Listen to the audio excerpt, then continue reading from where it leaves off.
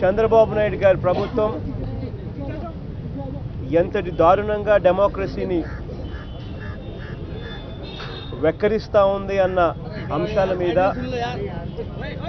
Election commission గారి దృష్టికి తీసుకొచ్చాం. మొత్తం ఎలక్టోరల్ ప్రాసెస్ను ఏ రకంగా నిర్వీర్యం చేస్తూ ఉన్నారు, గవర్నమెంట్ మిషనరీని ఎంత దారుణంగా ఉపయోగిస్తూ ఉన్నారు అన్న విషయాల మీద ఆధారాలతో సహా ఎలక్షన్ కమిషన్ దృష్టికి తీసుకొచ్చాం. ఇందులో ముఖ్యమైన అంశాలు ఏమిటి అంటే మ్యానిపులేషన్ ఆఫ్ ఎలక్టోరల్ రోల్స్. దాదాపుగా 52.67 లక్షల ఓట్లు, డిఫెక్టివ్ ఓట్లు, డూప్లికేట్ ఓట్లు అని సెప్టెంబర్ 2018న ఎలక్షన్ కమిషన్ దృష్టికి తీసుకురావడం జరిగింది.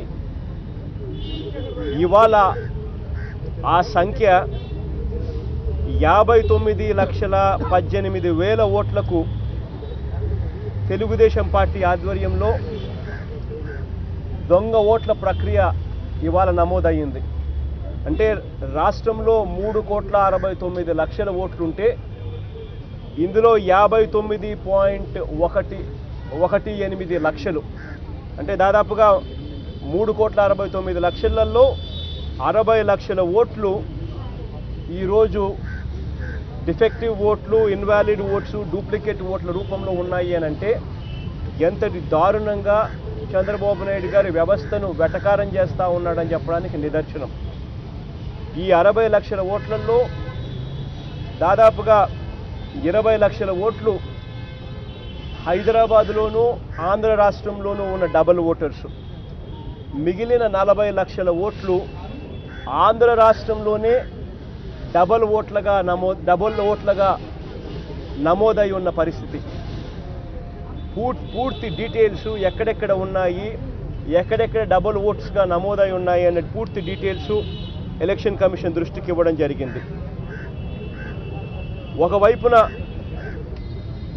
ఓట్లను డబుల్ ఓట్లుగా పెంచుకోవడం ఒకవైపున చంద్రబాబు నాయుడు గారు ప్రభుత్వం చేస్తూ ఉంటే, రెండో వైపున వీళ్ళు చేస్తూ ఉన్నది ఏమిటి అని అంటే వైఎస్ఆర్ కాంగ్రెస్ పార్టీకి సానుభూతి పరులుగా ఎవరైనా చెబితే ఆ సానుభూతి పరుల ఓట్లను వీళ్ళు రకరకాల సర్వేల రూపకంలో వీళ్ళు కనుక్కొని ఆ ఓట్లను తీయించే కార్యక్రమం కూడా చేస్తూ ఉన్నారు. దాదాపుగా ఈ మాదిరిగా తీయించే కార్యక్రమంలో భాగంగా జరిగిన ఓట్లు చూస్తే దాదాపుగా 4 లక్షల పైచిలుకు ఓట్లు ఇప్పటికే తీయించిన పరిస్థితిలో జరిగాయి. వీళ్ళు ఏ రకంగా చేస్తూ ఉన్నారు అనంటే ప్రజా సాధికార సర్వే అంటూ, రియల్ టైం గవర్నెన్స్ అంటూ సర్వేను, పరిష్కార వేదిక అంటూ పీరియాడిక్ సర్వేస్ రూపకంలో వీళ్ళు డేటాను కలెక్ట్ చేసి ఆ డేటా ద్వారా ఓటర్లను లిస్టులో నుంచి వైఎస్ఆర్ కాంగ్రెస్ పార్టీకి సానుభూతి పరంగా ఉన్న ఓట్లను తీసేయించే కార్యక్రమం చేస్తూ ఉన్నారు. దీనికోసం ఏ రకంగా వాళ్ళు ఒక యాప్ పెట్టుకొని, ఏ రకంగా వాళ్ళు ఐప్యాడ్స్లో వాళ్ళు తీసుకొని యాప్ లోడ్ చేసుకొని ఏ రకంగా వాళ్ళు పోయి డేటాను కలెక్ట్ చేసుకొని దానికి వెంటనే వాళ్ళ ఆధార్ కార్డుకు, ఐడి కార్డులకు, ఓటర్ కార్డులకు లింక్ చేస్తూ ఏ రకంగా తీస్తున్నారు ఓటర్లను కూడా తెలియజేయడం జరిగింది. ఇది కాక చంద్రబాబు నాయుడు గారి ప్రభుత్వం ఏ స్థాయిలో ఉంది అని చెప్పడానికి నిదర్శనం పోలీస్ అధికారులను ఏ రకంగా దుర్వినియోగం చేస్తూ ఉన్నారనడానికి నిదర్శనం. ఇవాళ రాష్ట్రంలో ఎంతటి దారుణంగా చంద్రబాబు నాయుడు గారి ప్రభుత్వం చేస్తూ ఉంది అని అంటే రాజాజీ ఆ డిఎస్పీ లిస్ట్ చంద్రబాబు నాయుడు గారి సామాజిక వర్గం, ఒకే ఒక సామాజిక వర్గంలో ఇది లిస్ట్ ఆఫ్ సిఐలను డిఎస్పీలుగా ప్రమోట్ చేస్తూ చంద్రబాబు నాయుడు గారు చేసిన ప్రమోషన్స్ లిస్టు. ఈ లిస్టు చూస్తే ఒకే సామాజిక వర్గానికి సంబంధించిన సిఐలను డిఎస్పీలుగా ప్రమోట్ చేసి అవుట్ ఆఫ్ టర్న్ ప్రమోషన్స్ చేసిన లిస్ట్ ఇది. దాదాపుగా 37 మంది ఉంటే ఇందులో 35 మంది ఒకే సామాజిక వర్గానికి సంబంధించిన ప్రమోషన్స్. సిఐలను అవుట్ ఆఫ్ టర్న్ డిఎస్పీలుగా ప్రమోట్ చేస్తూ అంతా ఒకే సామాజిక వర్గం. 37 మందిలో 35 మంది. అందులో మిగిలిన ఇద్దరిలో కూడా ఒకరు అదే సామాజిక వర్గం సంబంధించిన వాళ్ళను పెళ్లి చేసుకున్న పరిస్థితి.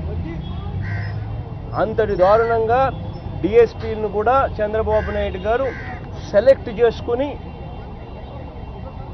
పోలీస్ యంత్రాంగాన్ని దుర్వినియోగం చేయడానికి రెడీగా ఉన్న పరిస్థితులు. ఈ లిస్టు ఎలక్షన్ కమిషన్ దృష్టికి తీసుకొని పోయాం, వాళ్ళకి ఇచ్చాం.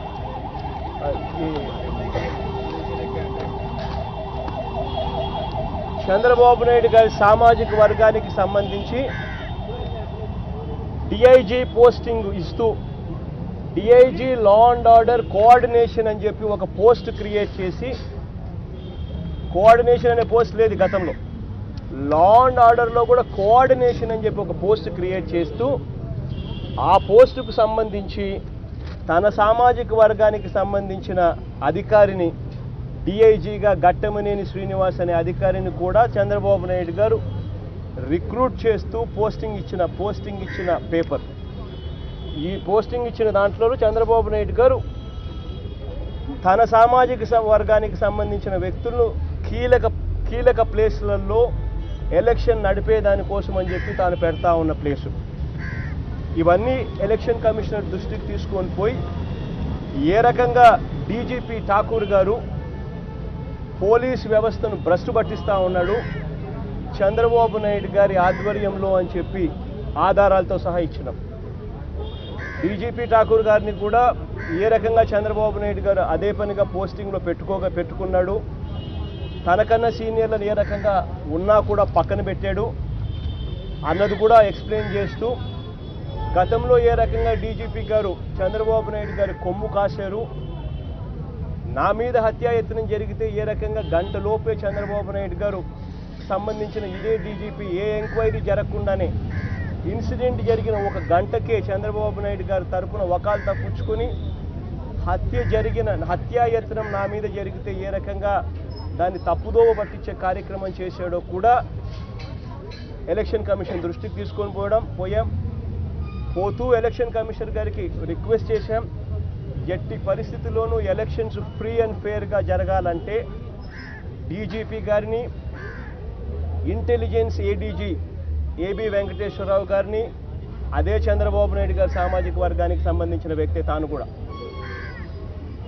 DIG law and order coordination Ghattamaneni Srinivas గారిని, వీళ్ళ ముగ్గురిని ఎట్టి పరిస్థితుల్లోనూ ఎలక్షన్ డ్యూటీ నుంచి తప్పిస్తే తప్పనిచ్చి ఎలక్షన్ ఫ్రీ అండ్ ఫెయిర్గా జరగవు అని చెప్పి కూడా ఎలక్షన్ కమిషన్ దృష్టికి కూడా తీసుకొని పోవడం జరిగింది.